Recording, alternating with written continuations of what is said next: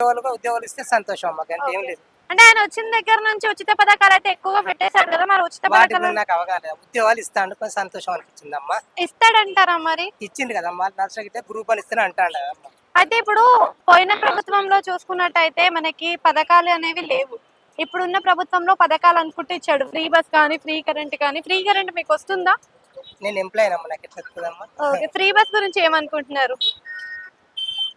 ఇక ఇప్పుడు ఉద్యోగస్తులకు హెచ్ఆర్ఏ ఇస్తాడు, ఆ, ప్లస్ బస్ కిరాయి ఇస్తాడు, నష్టం కదమ్మా. ఆ. అదొకటి మెయిన్ మీరు దృష్టించుకోండి. ఓకే, ఒక్క నిమిషం ఉండండి.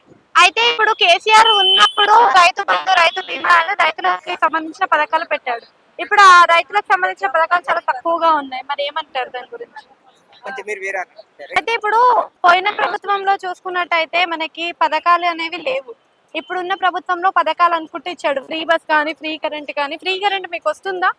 నేను ఎంప్లాయ్ అమ్మా, నాకు ఎట్లా వస్తుందమ్మా. ఓకే. ఫ్రీ బస్ గురించి ఏమనుకుంటున్నారు? ఇక ఇప్పుడు ఉద్యోగస్తులకు హెచ్ఆర్ఏ ఇస్తాడు, ఆ, ప్లస్ బస్ కిరాయి ఇస్తాడు, నష్టం కదమ్మా. ఆ. అదొకటి మెయిన్ మీరు దృష్టించుకోండి. ఓకే, ఒక్క నిమిషం ఉండండి. అయితే ఇప్పుడు కేసీఆర్ ఉన్నప్పుడు రైతు బంధు, రైతు బీమా అని రైతులకి సంబంధించిన పథకాలు పెట్టాడు. ఇప్పుడు ఆ రైతులకు సంబంధించిన పథకాలు చాలా తక్కువగా ఉన్నాయి. మరి ఏమంటారు దాని గురించి? కొంచెం మీరు వేరే